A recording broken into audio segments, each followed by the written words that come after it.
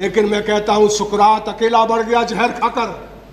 हम जहर खा के सदन में मर जाएंगे, लेकिन सच यह है कि हिंदुस्तान के 90-95% लोगों को गला काट कर ये महिला रिजर्वेशन लाना चाहिए। ठीक है। हिंदुस्तान की मां गुलाम है जाति व्यवस्था के कारण। 27 सालों को कहानी जो कभी कांग्रेस के पाले में थी तो कभी बीजेपी के पाले में, ये दोनों ही पार्टियां देश में बड़ी पार्टियों के रूप में हमेशा आजादी के बाद से यही दो पार्टियां देश पर राज कर रही हैं और इन्हीं के इर्द गिर्द सत्ता घूमती रहती है। और इसमें महिला आरक्षण बिल को लेकर के जिस प्रकार से कांग्रेस ने पहले घोषणा की थी असफल रही, लेकिन बीजेपी ने फिर घोषणा की वो भी असफल रही। फिर कांग्रेस ने घोषणा की 2010 में मनमोहन सरकार में असफल रहे। लेकिन इस समय आपको बता दें कि 2023 में मोदी जी महान हैं, उन्होंने महिला बिल को लेकर के एक जादुई छड़ी चला दी है। इन तमाम मुद्दे पर आइए हम बात करते हैं। जी नमस्कार, मैं राजेश यादव, आप देख रहे हैं भारत मंच। महिला बिल 2024 का अगर लोकसभा के चुनाव का एजेंडा कहें तो कम नहीं होगा। जैसे बीजेपी सरकार जब सत्ता में नहीं थी तो उसने क्या कहा था, उनके चाणक्य ने क्या कहा था, वो आप थोड़ा सुन लीजिए। कहीं इसका शिकार तो महिला बिल नहीं होगा या चुनावी एजेंडा बनाया जा रहा है। आप इस वीडियो को सुनिए पहले।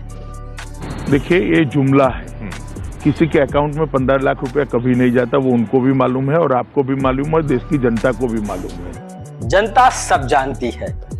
यानी क्या लग रहा है 2024 में महिलाओं का छलावा होगा, ये जो कि महिलाओं को शायद ज्ञात हो। 2026 से पहले देश की जनगणना नहीं की जा सकती।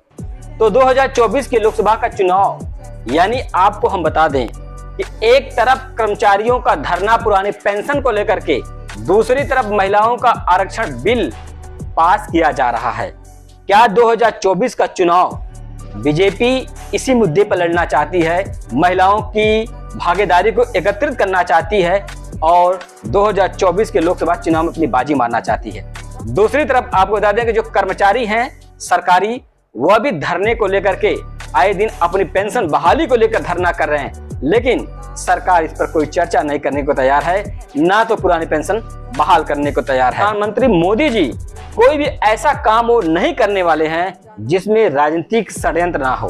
बिना राजनीति की वो कोई भी काम करने वाले नहीं हैं। ये आप 2014 के बाद के हर चीज को आप देख लीजिए, उनके में हर काम में राजनीति छिपी हुई है। वो एक वर्ग को, पूरे समुदाय को जोड़ना चाहते हैं, इसलिए उनकी राजनीतिक पृष्ठभूमि बनी रहे जब तक उनका समय काल है। खैर, इन बातों से हटकर हम चलते हैं। जब यह बिल लोकसभा और राज्यसभा में पारित और पास हुआ और असफल रहा, इन दोनों के बीच की कड़ी में सबसे बड़ी अगर किसी की भूमिका है इस बिल को न पास होने में, तो उसमें नाम ही आता है और तमाम लेखों में भी लिखा गया है। उसमें थे स्वर्गीय मुलायम सिंह यादव नेताजी और लालू प्रसाद यादव जी, और आपको बता दें कि स्वर्गीय शरद यादव जी ऐसे नेता हैं जो शामिल थे इनमें। जब भी इनके ऊपर यह लगाया गया या आरोप लगाया गया कि महिला बिल इन्हीं के कारण नहीं पास हुआ, क्योंकि ये अपना जो सरकार थी अपना मत सरकार को नहीं देना चाहते थे और सरकार भी गिर जाती, यही डर लोगों का है। लेकिन जो ये भ्रम फैलाया जा रहा है इसके बीच, जैसे आज मायावती ने वो स्टैंड नहीं ले पा रहे, फिर भी उन्होंने कहा कि मैं समर्थन करूंगी, लेकिन 33% आरक्षण में SC/ST को अलग से आरक्षण दिया जाए। बस खास यही मुद्दा था उस दौरान कि जो बैकवर्ड क्लास की महिलाएं हैं उन्हें भी इसके अंतर्गत कोटा दिया जाए।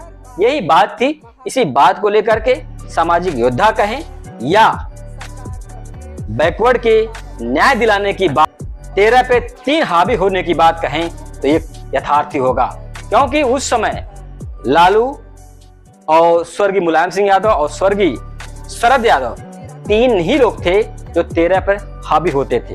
लेकिन आज संख्या, माननीय गृह मंत्री ने गिनाया कि ओबीसी की संख्या हमारे में 85% है और इतने लोग मंत्री भी हैं। तो आज वो मंत्री हैं, लेकिन एक भी मंत्री ओबीसी बैकवर्ड के विषय में क्यों नहीं बोला? और तमाम टीवी चैनल भी हैं जहां पर बैकवर्ड की बात नहीं की जा रही, केवल ये दिखाया जा रहा है कि महिला बिल पास किया जाए। क्या वो लालू यादव का सपना, वह स्वर्गीय मुलायम सिंह यादव का सपना, वह शरद पवार यादव जी का सपना जो उन्होंने कहा था कि मैं इसी संसद में जहर खा लूंगा, लेकिन इस प्रकार का। लेकिन मैं कहता हूं सुकरात अकेला बढ़ गया जहर खाकर। हम जहर खा के पूरा सदन बिल में हम मर पास जाएंगे, करने लेकिन नहीं देंगे। तो आज ये योद्धा नहीं, बैकवर्ड की संख्या ज्यादा है, लेकिन लड़ने वाला कौन है? कोई नहीं। संख्या 1000 होने से कोई मतलब नहीं होता है, वीर होना चाहिए, साफ जुबान बोलनी चाहिए। बैकवर्ड की बिल पर, ओबीसी की बिल पे क्यों नहीं बोला जा रहा है? लोगों के जहन में यह भर चुका है, जब बैकवर्ड की बात आती है तो वहां पर लोगों को यह दिखाई देता है कि यादव ही बैकवर्ड है। तुरंत सीधा अखिलेश यादव पर कटाक्ष जाएगा, लालू प्रसाद यादव पर कटाक्ष जाएगा। यही तो बैकवर्ड के हीरो हैं जिनके ऊपर कटाक्ष आता है, और वो लोग भूल जाते हैं कि हम भी बैकवर्ड हैं और इनके पीछे अपनी रोटी सेकते थे। लेकिन आज मानी मुलायम सिंह यादव, स्वर्गीय मुलायम सिंह यादव नहीं है तो कोई बैकवर्ड क्यों नहीं बोल रहा है? उसी संसद में, जिस संसद में दहाड़े मार करके शरद यादव बोला करते थे, कोई बैकवर्ड बोला? समर्थन करते हैं हम जी, समर्थन करते हैं जी। अरे समर्थन तो उनका भी था, लेकिन 33% आरक्षण में बैकवर्ड महिलाओं का जो समर्थन मांग रहे थे वो बातें आज क्यों नहीं बोली जा रही है? सोनिया गांधी ने तो बोला, और राहुल गांधी ने तो चाणक्य जी के चिट्ठे ही खोल दिए। सुनिए आप वीडियो, क्या उन्होंने कहा और चाणक्य जी ने क्या कहा था, ये देखिए आप। जहां अमित शाह जी ने कहा था कि हमें 85% हमारे में बैकवर्ड है, जहां 3 की बात की जाती है, तो लो आप सुन लीजिए वीडियो राहुल गांधी जी का। मैंने ये सवाल पूछा, 90 सेक्रेटरी हैं, ये जो हिंदुस्तान की सरकार को चलाते हैं, जो बजट को चलाते हैं, इनमें से ओबीसी कितने हैं? नरेंद्र मोदी जी प्रधानमंत्री हैं, ओबीसी के लिए काम करते हैं। मैंने ये सवाल पूछा, मैं आपको जवाब देना चाहता हूँ। हिंदुस्तान के सेक्रेटरीज 90 में से सिर्फ 3 ओबीसी से हैं।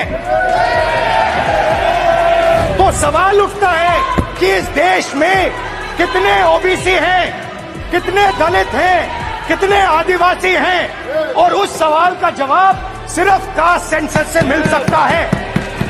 ये जो लिस्ट है ये ओबीसी समाज का अपमान है। 90 लोग हिंदुस्तान के सेक्रेटरी हैं, उनमें से 3 लोग ओबीसी समाज के हैं। 5% बजट को कंट्रोल करते हैं। जल्दी से जल्दी जो हमने कास्ट सेंसस किया था उसका डेटा आप रिलीज कीजिए, और अगर आप नहीं करेंगे तो हम कर डालेंगे। राहुल गांधी ने जो प्रकाश पुंज लोगों के दिमाग में भर दिया, वो वाकई एक अलग ही दिशा दिखा दिए हैं। अगर बैकवर्ड की बात की राहुल गांधी ने, तो चाणक्य ने जो कहा था वहां पर 3 ही लोग हैं। वो राहुल गांधी ने प्रूव करके दिखा दिया। जिसकी आबादी ज्यादा है उसे आरक्षण नहीं है, उसकी बात ही नहीं आरक्षण में है। इसलिए नहीं है कि 2024 में महिलाओं का वोट मिलेगा तो हम सत्ता में ऐसे ही आ जाएंगे।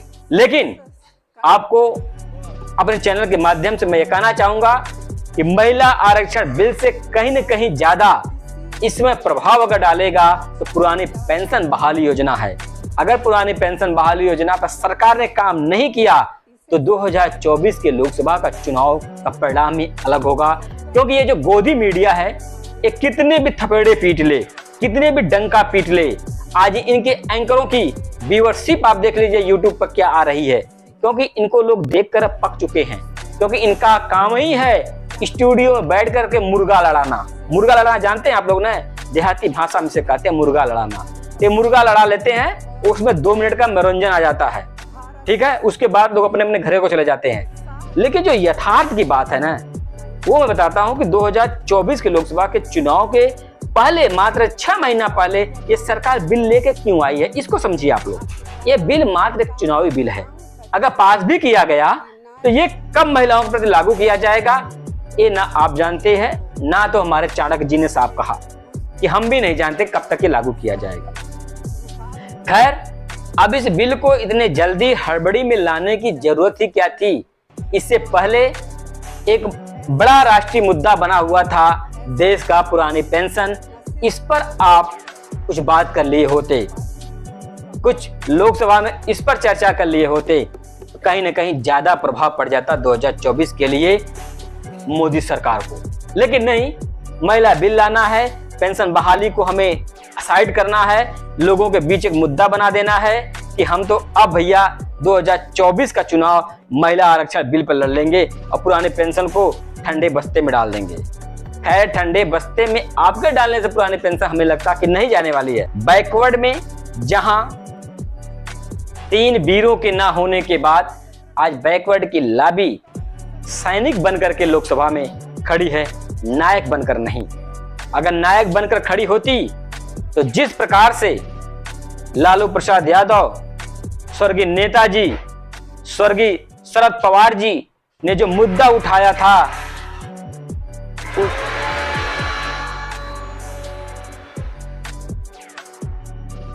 महिला आरक्षण में ओबीसी का भी कोटा हो, आज वो बात लोकसभा और राज्यसभा में गूंजती। लेकिन नहीं, आज तो सैनिक पड़े हुए हैं।